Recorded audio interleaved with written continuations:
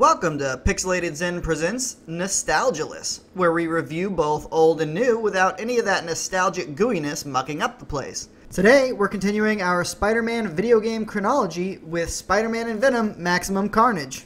Developed by Software Creations and published by LJN, released in 1994 for the Super Nintendo and Sega Genesis, Maximum Carnage is a side-scrolling beat-em-up of a type that was so damn popular in the early 90s.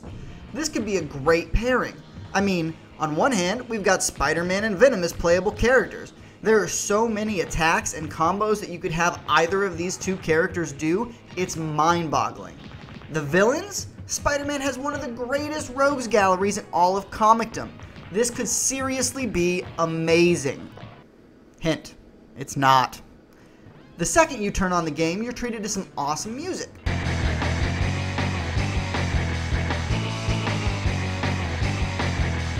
Seriously, this is one of the few SNES games with a rock-styled soundtrack, and it actually really works. I don't usually notice music in video games. I know, I can hear people unsubbing and grabbing their pitchforks right now. I'm just not huge on music as background, music in video games, music in movies. It's just not something I'm into. But if it's bad enough, that's when I'll notice. This, on the other hand, was just different enough that it caught my ear. Once you press start, you get a pretty cool story. Carnage breaks out of his insane asylum, because anything with asylum in the title apparently has a revolving door policy, and it's one of the better stories in a beat-em-up. It's dark, too.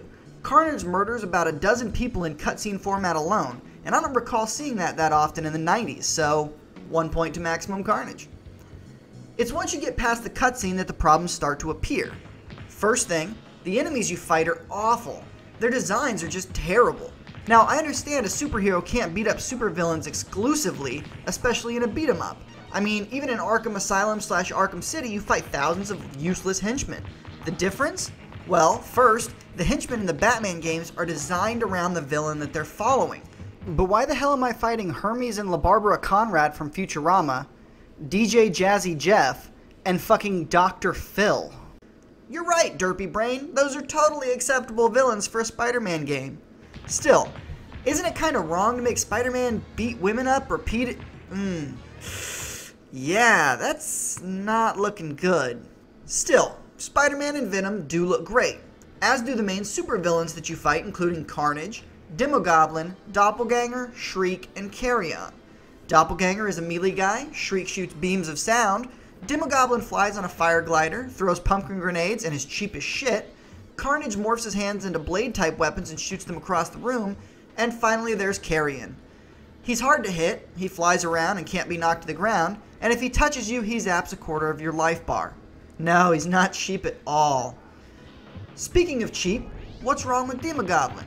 Well, once you've knocked him off his cheap-ass glider in the first place, if you attack him, he hits you for every hit that you give him, automatically, and it does way more damage to you than it does to him. That sounds fair, right? Oh yeah, you can avoid that if you stand at maximum reach, but what the fuck? This is some bullshit. This is all the bullshits.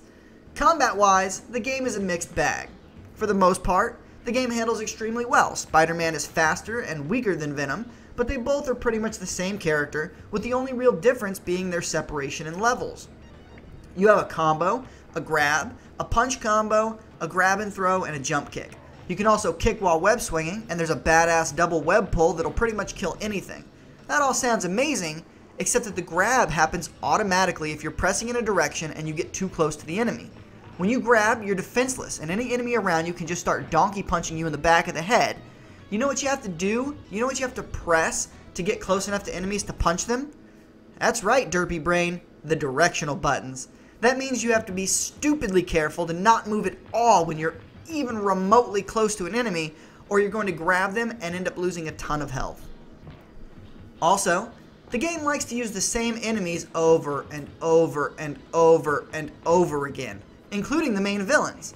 It'll just throw them at you two at a time, and the farther you get, the more it does so. So by the end of the game, I've beaten Shriek, Doppelganger, and the rest a half dozen times.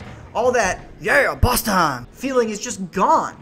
Oh, and in between boss fights, they're going to throw in mini-bosses. Now, these aren't anybody you've heard of. They're just regular enemies that are given a green shield life bar, which basically makes them 3 times as tough as Venom. That's right, hair-whipping Willow Smith girls can take down the Hulk in this game. Oh, and this game is hard as shit in case you haven't figured it out.